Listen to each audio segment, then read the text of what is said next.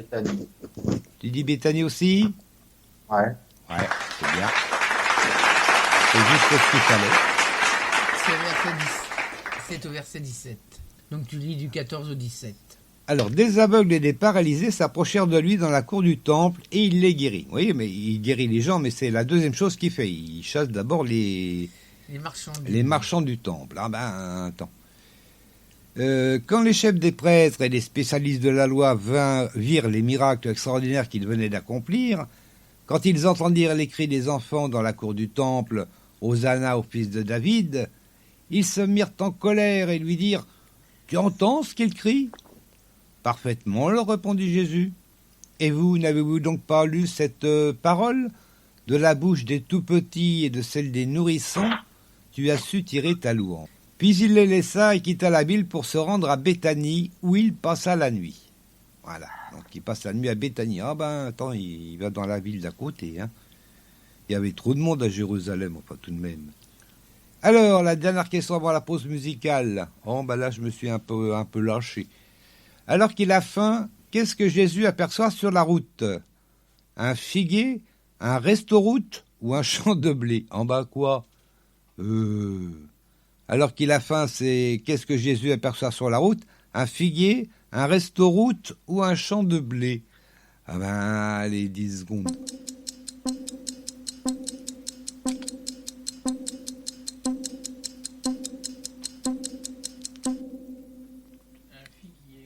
Un figuier, nous dit Martine.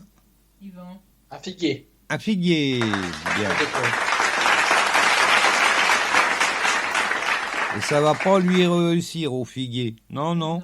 Ah ben non, non. Alors c'est au 19, on en est au 17, je crois. 18. Tôt le lendemain matin, en revenant vers la ville, il eut faim. Il aperçut un figuier sur le bord de la route et s'en approcha. Mais il n'y trouva que des feuilles. Oh, ben, c'est bêta. Alors il dit à l'arbre, tu ne porteras plus jamais de fruits. À l'instant même, le figuier devint tout sec. Oh. En voyant cela, les disciples furent très étonnés et s'écrièrent, comment ce figuier est-il devenu sec en un instant?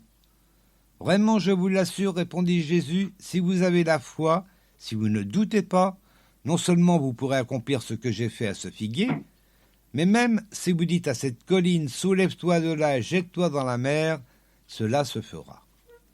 Si vous priez avec foi, tout ce que vous demanderez, vous l'obtiendrez. Voilà. Moi j'ai essayé, j'ai pas réussi à mettre une colline dans la mer, mais bon, manque de foi seulement. Puis des fois c'est peut-être mieux parce que si on commence à mettre les collines dans la mer, hein, ah bah oui, avec déjà avec le réchauffement climatique, hein, on n'est pas arrivé, hein.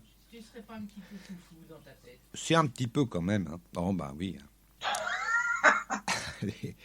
Bah, sur ce, on va écouter la première chanson de Marilyn Olivier, que vous pouvez retrouver bien sûr sur YouTube. Ah bah, attendez. Marilyn Olivier, j'ai ta confiance.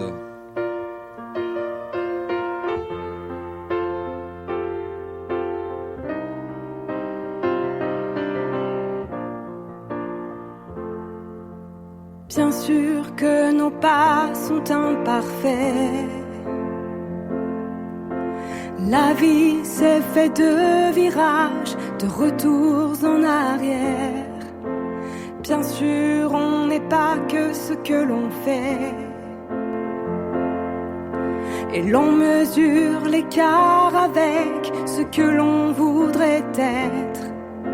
Mais quand les nuages en moi s'amoncellent, il y a tout au fond ce message qui me rappelle que j'ai ta confiance, j'ai ton soutien, j'ai l'amour que tu nous donnes. Je fais confiance, tu es mon chemin. Par l'amour que tu nous donnes, je fais le mien.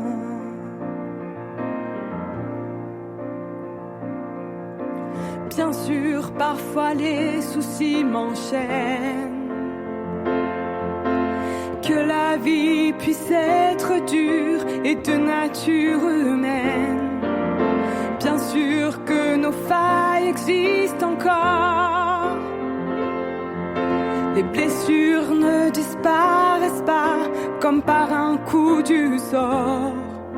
Mais quand les nuages en moi s'amoncellent, il y a tout au fond ton message qui me rappelle que j'ai ta confiance, j'ai ton soutien, j'ai l'amour que tu nous donnes. Je fais confiance, tu es mon chemin. Par l'amour que tu nous donnes, j'ai ta confiance, j'ai ton soutien, j'ai l'amour que tu nous donnes. Je fais confiance, tu es mon chemin.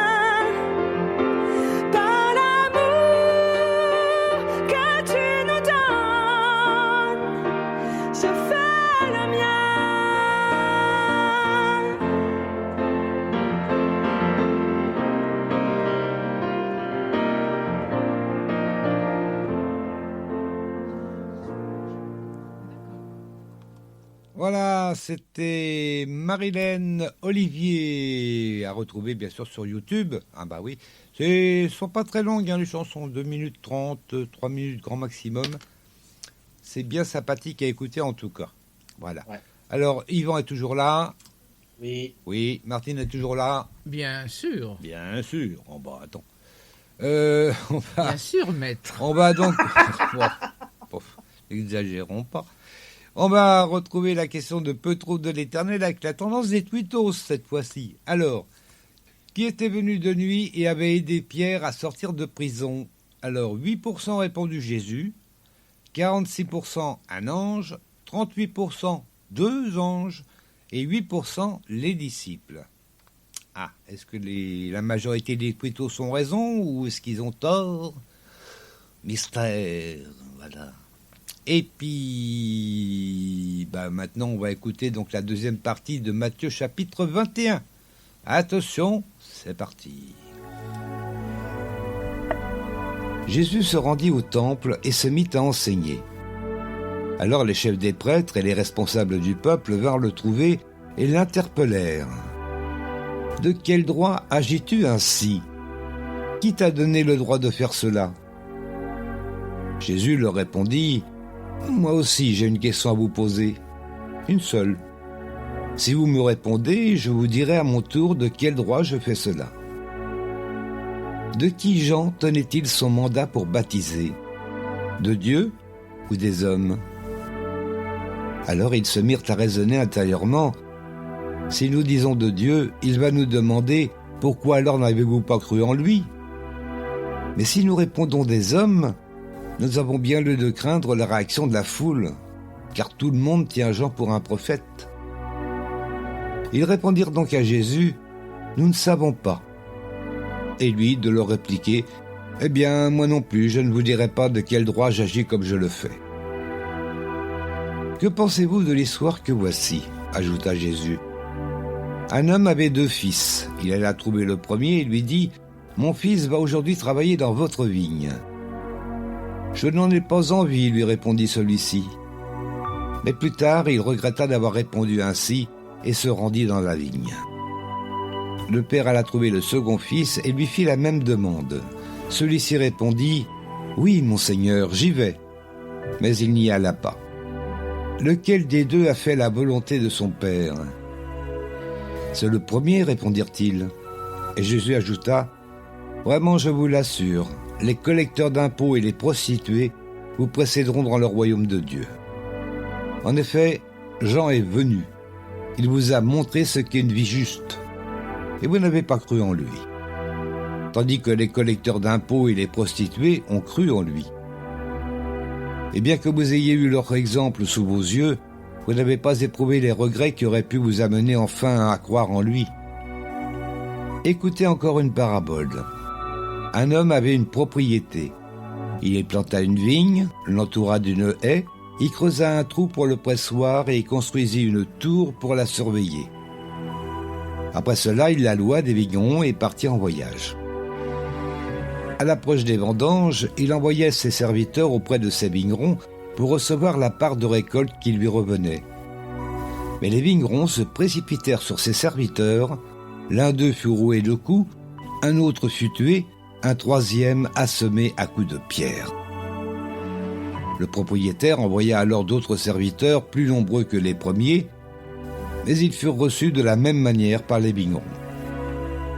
Finalement, il leur envoya son propre fils en se disant « Pour mon fils, au moins, ils auront du respect ». Mais dès que les vignerons aperçurent le fils, ils se dirent entre eux « Voilà l'héritier, venez, tuons-le, et nous récupérons son héritage ». Ils se jetèrent donc sur lui, le traînèrent hors du vignoble et le tuèrent.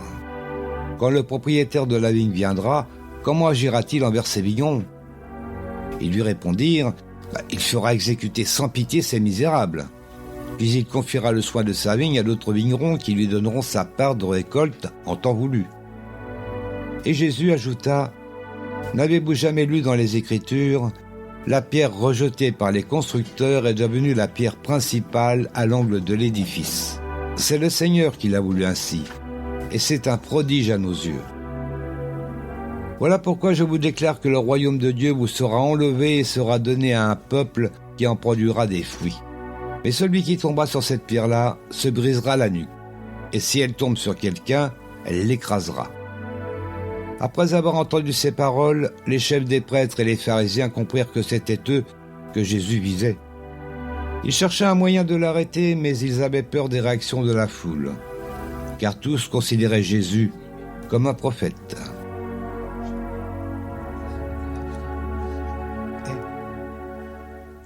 Voilà, Martine, elle parle pendant qu'on écoute. Oh, c'est pas bien, ça. Désolé. Ah, on va la punir, hein. Mais non, je veux pas être puni, je veux pas la fesser. Martine est moi toujours... moi non plus, hein, moi non plus. Ah non, on a fait ça à tout le monde. Et hop. Ah, mais attends. Sur ce, on va... En fait, Martine, t'as trouvé la réponse à la question ? Tout à fait, mon chéri, tout à fait. Moi, j'ai pas réussi à suivre, du tout. Je répète la question ?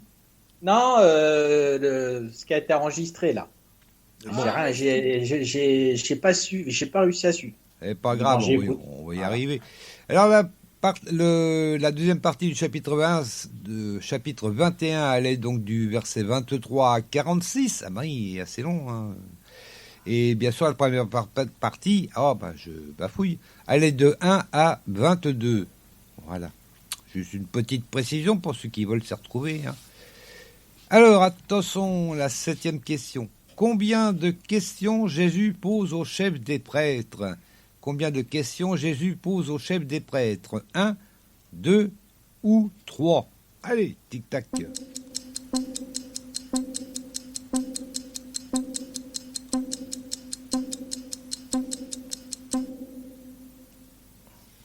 Voilà. Je dirais 3.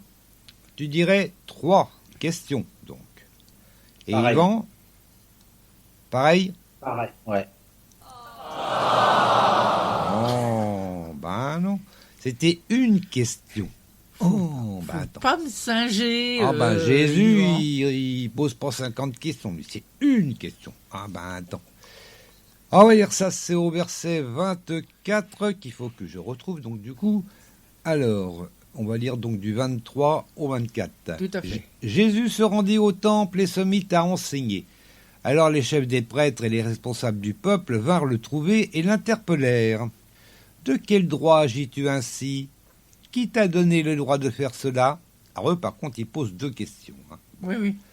Jésus leur répondit, « Moi aussi, j'ai une question à vous poser, une seule. » Oui, il insiste en plus.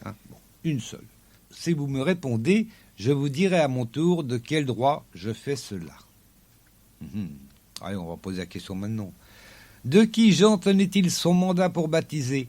De Dieu ou des hommes ?» Ça, c'est la question que Jésus pose au chef des prêtres. Et puis, du coup, on va